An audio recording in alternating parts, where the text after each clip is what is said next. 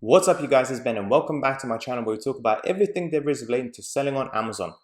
So guys, I'm thinking of leaving the Amazon FBA game.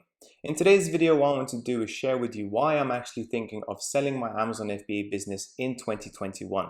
The truth is, this video is relatively hard to make because majority of my videos are all about teaching you how to start your Amazon FBA business, how to do proper product research to make sure you start your Amazon FBA journey on the right foot so you can hopefully help yourself leave your 9 to 5 and get some financial security.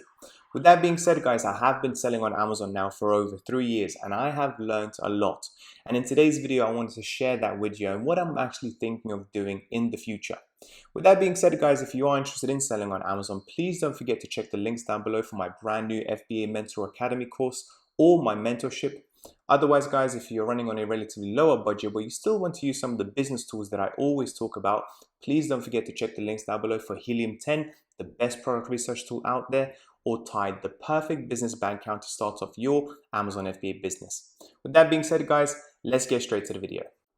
So what got me to think about selling my Amazon FBA business? Well, it's really simple, and it started with one of the articles that I highlighted, I believe last week, that came from BBC, which talks about Amazon FBA sellers who sold their businesses to become millionaires. Now, I never thought about selling my Amazon FBA business because I actually enjoyed the profits that we're making, the lifestyle that it's providing to us, and so on.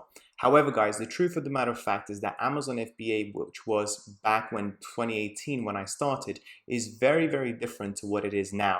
Back in 2018, you were able to have a much more passive approach towards your business when you were able to buy products from China and ship them directly into the Amazon FBA warehouse, and you were able to manage the whole process from your laptop. Fast forward now to 2021, majority Amazon FBA UK sellers that are doing this properly and professionally and actually want to scale up the business have to take a much more active role with storage, with Amazon PPC, managing staff, and so on and so forth. And that, to be honest, doesn't really appeal to me as much, because I always like business ideas that can be run quite passively as opposed to actively. And Amazon FBA has changed so much over 2021, and I believe it will continue to change going forward. Now, that being said, guys, I still believe Amazon FBA is one of the best ways for you to leave your 9 to 5. And if you're running on a relatively low budget from £1,000 to £5,000, it is a great business opportunity to hopefully give you a little bit more passive income so you can save up and potentially improve your lifestyle. However, guys, in my position, now that I have made quite a bit of money from Amazon FBA, there are many other avenues that I'm actually very interested in pursuing.